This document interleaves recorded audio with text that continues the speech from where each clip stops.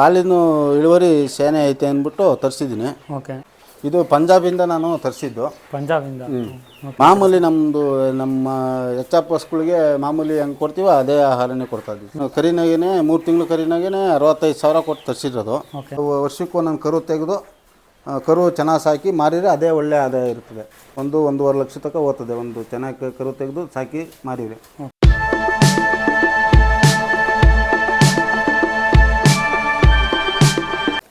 Hi hello ನಮಸ್ಕಾರ. ಮತ್ತೊಮ್ಮೆ bus ಚಾನಲ್ಗೆ ಸುಸ್ವಾಗತ. ನಾವು ಇಷ್ಟೊತ್ತು ಕುರಿಗಳ ಬಗ್ಗೆ ತಿಳ್ಕೊಂಡ್ವಿ, ಕೋಳಿಗಳ ಬಗ್ಗೆ ತಿಳ್ಕೊಂಡ್ವಿ. ಫಾರ್ ದ ಫಸ್ಟ್ ಟೈಮ್ ಮೊಟ್ಟ ಮೊದಲ ಬಾರಿಗೆ ನಮ್ಮ ಚಾನಲ್ ಕಡೆಯಿಂದ ನಿಮಗೆ ಹಸುಗಳ ಬಗ್ಗೆ, ಹೈನುಗಾರಿಕೆ ಬಗ್ಗೆ ನಾವು ನಿಮಗೆ ತಿಳಿಸ್ತಾ ಹೋಗ್ತೀವಿ. ಬನ್ನಿ ಅದೇ ಮಾಲೀಕರನ್ನ ಮಾತಾಡ್ಸೋಣ, ಹೈನುಗಾರಿಕೆ ಬಗ್ಗೆ ತಿಳ್ಕೊಳ್ಳೋಣ. ಇನ್ಯಾಕೆ ಕಡೆ ಬನ್ನಿ ಸರ್. ಮತ್ತೊಮ್ಮೆ ನಮಸ್ತೆ. ನಮಸ್ತೆ. ಕುರಿ ಆಯಿತು, ಕೋಳಿ ಆಯಿತು, ಈಗ ಹಸುಗಳ ಬಗ್ಗೆ. ಸೊ ಒಂದು ಶೆಡ್ಡಲ್ಲೇ ಇಷ್ಟೊಂದು ಮಾಡಿದ್ದೀರಾ. ಸೊ ಎಷ್ಟು ಹಸುಗಳಿದಾವೆ ಸರ್? ಎಲ್ಲ ಯಾವ್ಯಾವ ತಳಿ ಹಸುಗಳು ಇವೆಲ್ಲ? ಇದು ಎಚ್.ಎಫ್ ತಳಿ ಅಂತ ಅಂದ್ಬಿಟ್ಟು ಇನ್ನು ಪಡ್ಡೆ ಇದು. ಓಕೆ. ಇದ್ರ ಪಕ್ಕ ಇರೋದು ಇದು ವೈಟ್ ಜರ್ಸಿ ಅಂದ್ಬಿಟ್ಟು. ಓಕೆ. ಇದು 2ನೇ ಸೋಲು ಗರ್ಭ ಆಗಿದೆ. ಓಕೆ. ಇದ್ರ ಪಕ್ಕ ಇರೋದು ರೆಡ್ ಅಂಡ್ ಜರ್ಸಿ ಅಂದ್ಬಿಟ್ಟು ಅದು 2ನೇ ಸೋಲು ಗರ್ಭ ಆಗಿದೆ. ಇದು ಎಚ್.ಎಫ್ ತಳಿ, ಅದು ಗರ್ಭ ಆಗಿದೆ. ಓಕೆ. ಇದು ಎಚ್.ಎಫ್ ತಳಿ ಸರ್. ಇದೂ ಗರ್ಭ ಆಗಿದೆ. ಇದು ಪಂಜಾಬಿಂದ ನಾನು ತರಿಸಿದ್ದು. ಪಂಜಾಬಿಂದ. ಓಕೆ. ಪಂಜಾಬಿಂದ ನಾನು ಕರಿನಾಗೇನೆ 3 ತಿಂಗಳು ಕರಿನಾಗೇನೆ 65,000 ಕೊಟ್ಟು ತರಿಸಿರೋದು. ಓಕೆ. ಅದ್ರ ಪಕ್ಕ ಇರೋದು ಅದೂ ಅಷ್ಟೇ ಪಂಜಾಬಿಂದನೇ ತರಿಸಿರೋದು. ಓಕೆ. ಇದು ಕರು ಹಾಕಿದೆ. ಓಕೆ. ಅದಿನ್ನು ಗರ್ಭ ಆಗಿದೆ. ಓಕೆ. ಇವೆರಡೂ ಪಂಜಾಬಿಂದ ತರಿಸಿದ್ದೀವಿ. ಇನ್ನೆಲ್ಲ ಇರೋದು ನಮ್ಮ ಮನೆಗೆ ಹುಟ್ಟಿರೋದು ಸರ್. ಸರ್ ಇದು ಪಂಜಾಬಿಂದ ತರಿಸೋದಕ್ಕೆ ಏನು ಸರ್ ನಿಮಗೆ, ಅಂದರೆ ಯಾಕೆ ಈ ತಳಿಗೆ ಹೋದ್ರಿ ಅಂತ, ಏನು ಸ್ಪೆಷಲ್? ಪಂಜಾಬಿಂದ ಅಂದರೆ ಇದು ಹಾಲಿನ ಇಳುವರಿ ಸೇನೆ ಐತೆ ಅಂದ್ಬಿಟ್ಟು ತರಿಸಿದ್ದೀನಿ. ಓಕೆ. ಪರವಾಗಿಲ್ಲ ಇದೆ. ಇದು ಮೊದಲನೇ ಸೂಲಿಗೆ 28 ಲೀಟ್ರು ಪರ್ ಡೇ ಕೊಟ್ಟಿದೆ. ಒಂದು ದಿವಸಕ್ಕೆ ಅಂದರೆ ಒನ್ ಟೈಮ್ಗೆ ಇಲ್ಲ ಒಂದು ದಿವಸಕ್ಕೆ? ಒಂದು ದಿವಸಕ್ಕೆ. ಅಂದರೆ 2 ಟೈಮ್ಗೆ 28 ಲೀಟ್ರ್ ಕೊಟ್ಟಿದೆ. ಓಕೆ. ಮೊದಲನೇ ಸೂಲಿಗೆ. ಓಕೆ. ಇವಕ್ಕೆಲ್ಲ ಆಹಾರ ಏನೇ ಯಾವ ರೀತಿ ಮೇಂಟೈನ್? ಮಾಮೂಲಿ ನಮ್ಮ ಎಚ್.ಎಫ್ ಹಸುಗಳಿಗೆ ಮಾಮೂಲಿ ಹೆಂಗೆ ಕೊಡ್ತೀವೋ ಅದೇ ಆಹಾರನೇ ಕೊಡ್ತಾ ಇದ್ವಿ. ಮೇವು ಸೇಮ್. ಅವೆಲ್ಲ ಎಷ್ಟೆಷ್ಟು ಲೀಟ್ರ್ ಹಾಲು ಕೊಡ್ತವೆ? ಅಂದರೆ ನೀವು ಪರ್ ಡೇ ದಿವಸಕ್ಕೆ ಎಷ್ಟು ಲೀಟ್ರ್ ಹಾಲು ಹಾಕ್ತೀರಾ? ಇವಾಗ ನಾವು ಒಂದು 60 ಲೀಟ್ರು 70 ಲೀಟ್ರ್ 60ರಿಂದ 70 ಲೀಟ್ರ್ ಹಾಕ್ತೀರಾ ದಿವಸಕ್ಕೆ. ಸೊ ಇದರಿಂದ ಒಳ್ಳೆ ಆದಾಯ ಗಳಿಸ್ಬೋದಾ ಹೈನುಗಾರಿಕೆ? ಅಂದರೆ ನನಗೂ ಹೈನುಗಾರಿಕೆ ಬಗ್ಗೆ ಅಷ್ಟು ಮಾಹಿತಿ ಗೊತ್ತಿಲ್ಲ, ಫಸ್ಟ್ ಟೈಮ್ ನಾನು ವಿಡಿಯೋ ಮಾಡ್ತಾ ಇರೋದು. ಸೊ ನೀವೇ ತಿಳಿಸ್ಬೇಕು, ಇದರಿಂದ ಒಳ್ಳೆ ಆದಾಯ ಗಳಿಸ್ಬೋದಾ ಅಂತ. ಆದಾಯ ಅಂದರೆ ಅದನ್ನು ಎಲ್ಲನೂ ಏನು ಫಾಲ್ಟ್ ಬರ್ದಿರ ಎಲ್ಲ ಇದ್ದರೆ ಆದಾಯ ಅಲ್ಲಿಗೆ ನೇರ ಆಗ್ತಾ ಇರ್ತದೆ. ಏನೋ ಸ್ವಲ್ಪ ಉಳಿತಾ ಇರ್ತದೆ.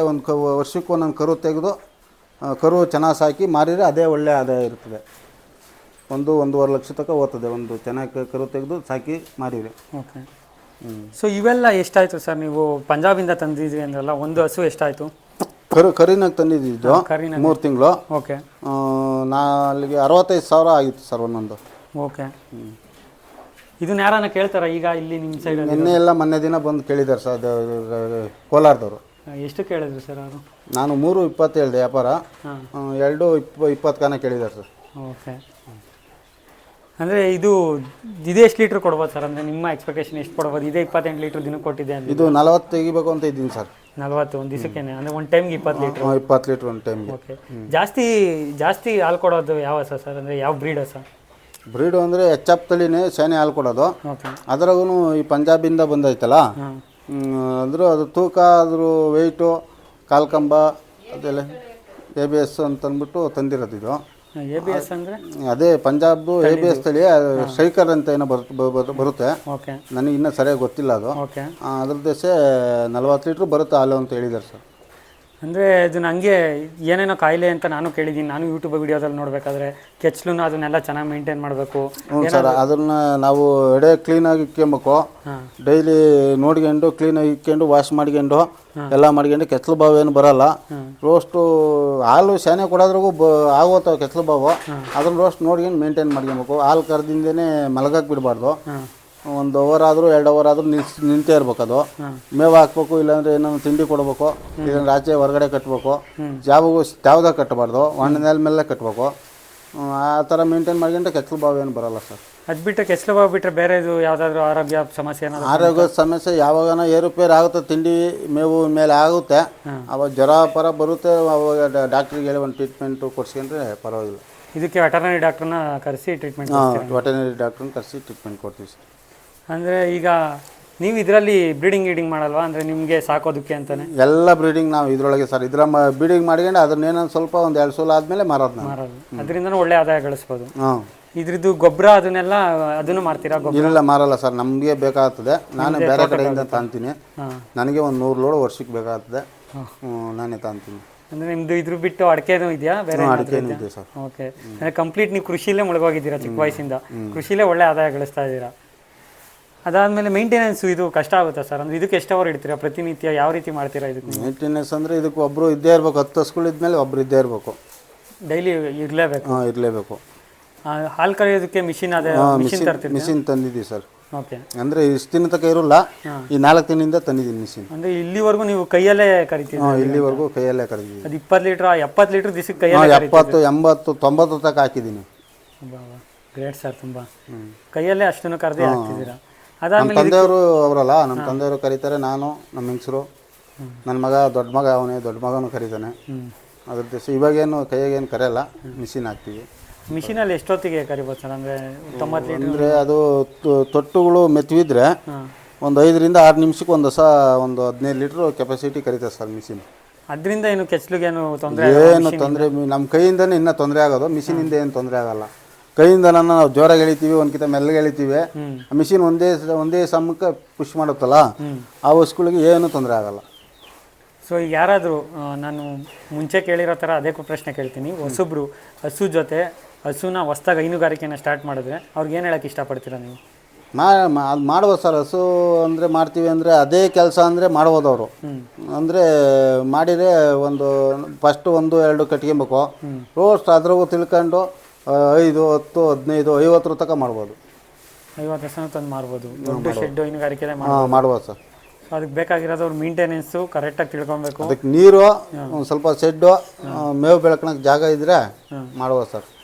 ಅದ್ರ ಜೊತೆ ಅದಕ್ಕೆ ಹಿಂಡಿ ಬೂಸ ಅದ್ರ ಬಗ್ಗೆ ಎಲ್ಲ ಯಾವ ರೀತಿ ನೀವು ಕೇರ್ ತಗೊತೀರಾ ಹಸುಗಳು? ನಾವು ಇವಾಗ ಯಾವ ಇವಾಗ ಸೈಜ್ಗಳ ಮೇಲೆ ನಾವು ಹಿಂಡಿ ಬೂಸ ಇದಕ್ಕೆ ಎಷ್ಟು kg, ಸ್ವಲ್ಪ ಚಿಕ್ಕದಾಗಿದ್ರೆ ಒಂದು 5 kg, ಸ್ವಲ್ಪ ತುಂಬ ದೊಡ್ಡದಾಗಿದೆ ಪಂಜಾಬ್ದು ಅಂದ್ಕೊಡಿ, ಇದಕ್ಕೆ ಎಷ್ಟು ಬೇಕಾಗುತ್ತೆ ನಿಮಗೆ?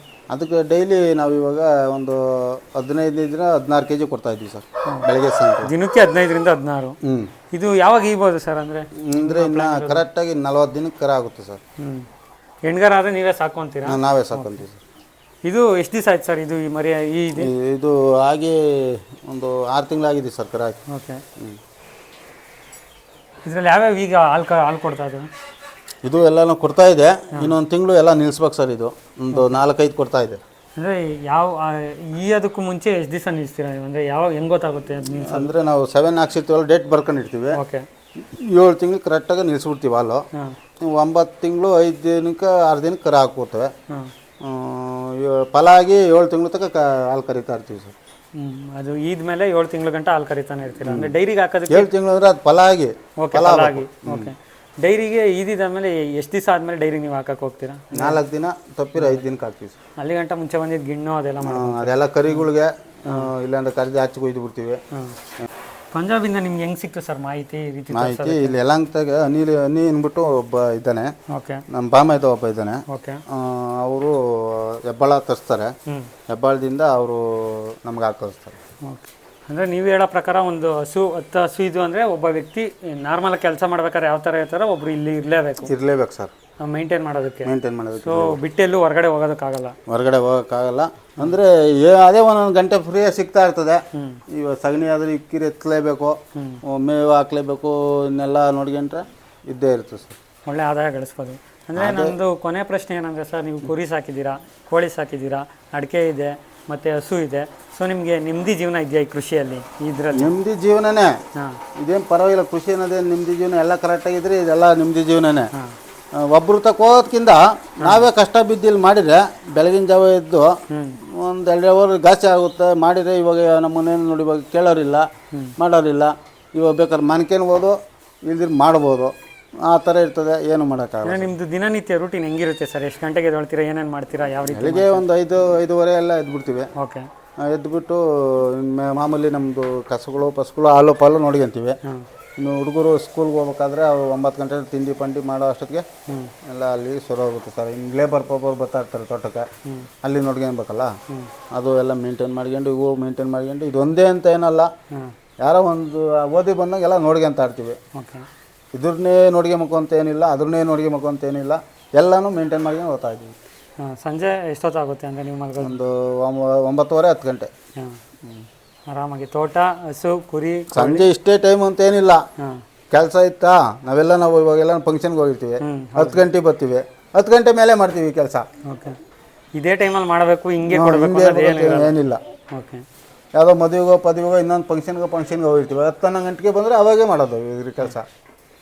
ಓಕೆ ಸರ್, ಇಷ್ಟೊತ್ತು ನಿಮ್ಮ ಜೊತೆ ಮಾತಾಡಿ ಕುರಿ, ಕೋಳಿ ಮತ್ತು ಹಸುಗಳ ಬಗ್ಗೆ ತಿಳ್ಕೊಂಡು ನನಗಂತೂ ತುಂಬ ಖುಷಿ ಆಯಿತು, ತುಂಬಾ ಹೆಮ್ಮೆ ಕೂಡ ಆಯಿತು. ಈ ಶೆಡ್ಡಲ್ಲಿ ಈ ರೀತಿ ಇಷ್ಟು ಮೂರನ್ನು ಸಾಕೊಂಡು ಅಡಿಕೆಯನ್ನು ನೋಡ್ಕೊಂಡು ಒಳ್ಳೆ ಮಾದರಿ ರೈತ ಆಗ್ತಿದ್ದೀರಾ. ತರಕಾರಿ ಎಲ್ಲ ಬೆಳಿತೀನಿ ಸರ್. ತರಕಾರಿ ಕೂಡ ಬೆಳಿತೀರಾ? ಸೊ ಶುಂಠಿ ಹಾಕಕ್ಕೆ ತಂದಿಕ್ಕಿದ್ದೀನಿ. ಓಕೆ. ಶುಂಠಿ ಟೊಮಟ ಮಾಡಬೇಕಾಯ್ತು. ಓಕೆ.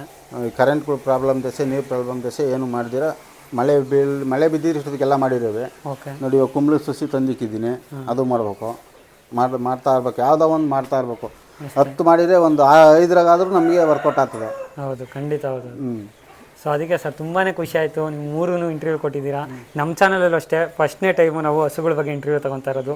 ಹಸು ಸಾಕಿರೋದು ನೋಡಿ ಹಸುನ ಲಕ್ಷ್ಮಿ ಅಂತಾರೆ, ನಮ್ಮ ಧರ್ಮದಲ್ಲಿ ಪೂಜಿಸ್ತೀವಿ. ಸೊ ತುಂಬಾ ಖುಷಿ ಆಯಿತು. ತುಂಬಾ ಥ್ಯಾಂಕ್ ಯು ಸರ್, ತುಂಬಾ ಥ್ಯಾಂಕ್ ಯು ಸೊ ಮಚ್.